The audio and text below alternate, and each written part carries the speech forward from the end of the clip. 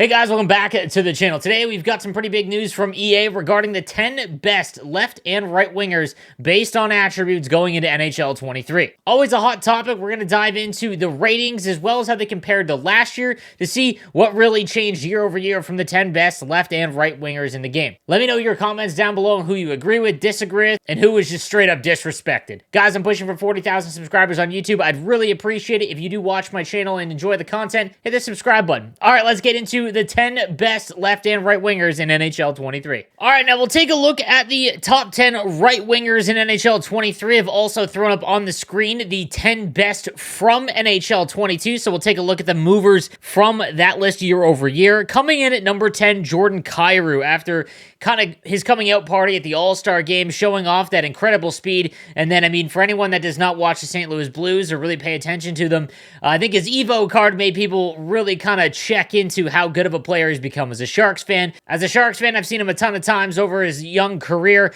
and every time I get to watch him, it's just really impressive. He's definitely one of the players that if he were to play on a bigger market team, you would definitely know his name a lot more than you already do. But he comes in as the number 10 right winger in NHL 23. Now in NHL 22, he was not listed, so he is joining the top 10 list. Number 9, his teammate Vladimir Tarasenko. Bounce back here for Vladdy. He is going to make the jump back up to number 9. And again, both of these St. Louis Blues wingers not ranked in the top 10 for right wingers in NHL 22. Number 8 is Andrei Svechnikov, up one spot from number 9 in NHL 22. The Carolina Hurricane winger had a pretty underrated season in my opinion, but again, one of the 10 best for sure in NHL 23, and he does move up one spot to number 8. Mark Stone, only 30 games played last year. Obviously a down year for him. Health is becoming a concern for him. Still among one of the best defensive players in the game as well. With a full season, I expect him to be, really earn this rank yet again. Now, he is down one spot from number 6 in NHL 22. Same rating, though, 89 overall. And I would expect him to have a much better season this year as long as he can remain healthy. Alex DeBrincat, the new Ottawa Senator, he comes in at number 6, up 1 from number 7 in NHL 22. One of the best skaters in the game. It's going to be really fun to see how he performs in the nation's capital. I'm excited to see this Ottawa Senator team for the first time since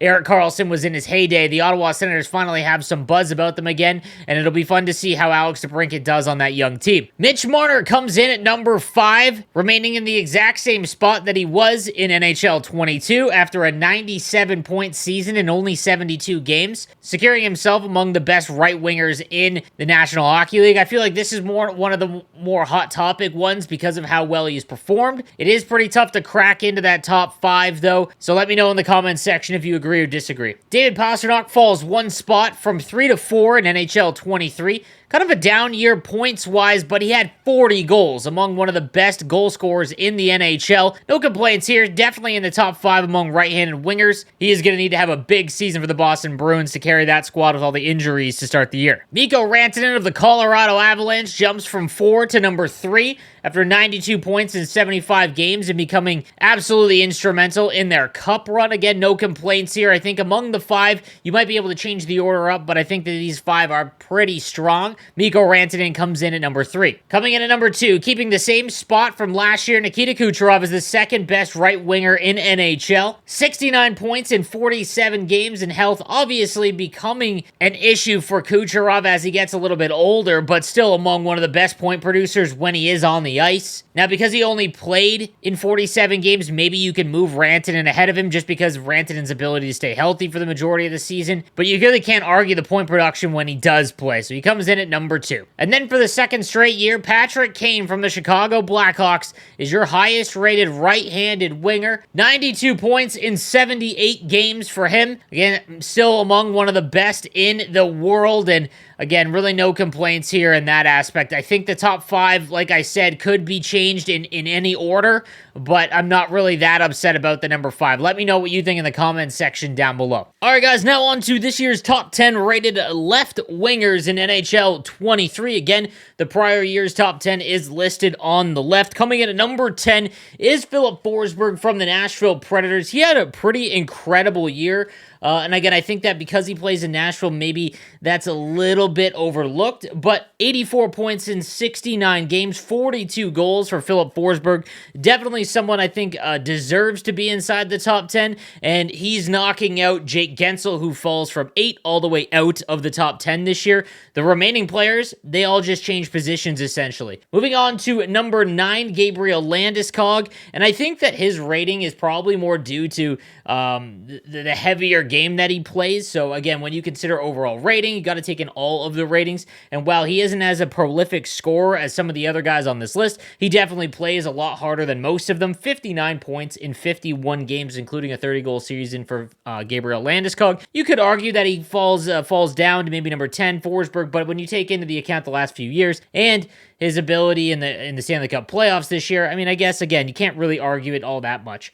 Kyle Connor, again, another great year for Kyle Connor, who actually falls down from number 6 to number 8. And I think that is kind of, a tough look considering how good of a season he had this year. He had 50 points in 56 games prior year, going into NHL 22. This year, he had 93 points in 79 games, including 47 goals, and he fell 2 spots. So that, I think, has more to say about the guys in front of him. But nonetheless, 93 points and 47 goals, and he drops 2. That one's kind of a tough look for me. Coming in at number 7 for the second straight year, it's Matthew Tkachuk. And again, I think prior to this year's insane point boost, just a heavier game. So his defensive ratings and the aggression and body checking, everything like that probably is a little bit higher than a lot of these other guys. So that's probably why his rating is kind of boosted up. 104 points in 82 games. Everyone knows the kind of season that he has. And now playing with the Florida Panthers, it's going to be really fun to see how he does in Florida. But he comes in at number 7. And I don't know if I would have Kyle Connor ahead of him. But nonetheless, he had a great season, and he is number 7 once again. Johnny Gaudreau checks in at number 6 on the list, up from number 10 in NHL 22. 115 points for the newest Columbus Blue Jacket, a 40-goal season. And obviously, when you take in ratings into account, you have to take in the last few years, and obviously the prior 2 years to this one were really down years for Johnny Gaudreau. Moving up to number 6, I still think that I would rather have him ahead of some of these guys that I'll talk about in just a minute. And again, that's more because of recency bias, so that I understand. But number 6 up from number 10, you can't really argue his improvement because, well, he just had an unbelievable season. Kirill Kaprizov comes in at number 5 for the second straight year. And man, he had 51 points in 55 games in his rookie year. He had 108 in 81 games this season, becoming one of the premier scorers in the NHL. And he comes in at number 5 for the second straight year. If I would hazard a bet, this is going to be the lowest he'll be for the next few seasons because he looks to be the next true wing superstar for the Minnesota Wild. Now on to Brad Marchand, who falls from number 2 to number 4. And he might be the one I would drop behind Kaprizov and Gaudreau. Not because I think Brad Marchand is worse than those guys, but I think that the other two, just again, recency bias has to come into play here. And again, 91 to 90 overall in terms of rating is not a huge bump. So 80 points in 70 games, still one of the better dominant wingers, regardless if you love him or hate him. I think that, he's still an extremely good player. He's going to miss a lot of time this season. So I would have to assume that comes into play next year when his ratings come out again. But I wouldn't have felt bad or kind of odd about it if he were to drop behind Kaprizov and Gaudreau just this year because of how well the other two played. But still, a very good season from him, and he comes in at number 4. Alex Ovechkin falls from number 1 to number 3 in NHL 23. A 50-goal season, 90 points in 77 games. And I'll be real here, I don't know. And I'll be real here, the two guys in front of him, I don't know if they did enough to overtake, just because, again, not that Panarin and Huberdeau specifically didn't have an incredible season. And again, we can't see the ins and outs of the ratings because they're all listed at 92. A 50-goal score, 90 points. I don't know if he did enough to lose his spot, especially when you consider the aggression stats and all of that defensively. Just think think that he might be a little bit higher, but nonetheless, still one of the premier wingers in the game. And man, just an ageless wonder. He is 37 years old. Just simply incredible. Artemi Panarin comes in at number 2, up from number 3 in NHL 22. Phenomenal year again, 96 points in 75 games, 22 goals, so obviously definitely more of a playmaker, but one of the lower goal scoring totals he's put up in the NHL. Still one of the best wingers in the game for the Rangers. He's going to be a prolific scorer for the next couple of years. I'd be curious to see if some of these other guys don't pass him shortly. Kaprizov specifically would be the one that I would kind of target, but still one of the best players in the league. And then our new number 1, up from number 4, the Calgary Flames, Jonathan Huberdeau, 115 points in 80 games. Just an absolutely incredible year. And he is your number 1 rated left winger going into NHL 23. Again, guys, let me know what you think about these ratings, if you agree or disagree about the movement from the prior years.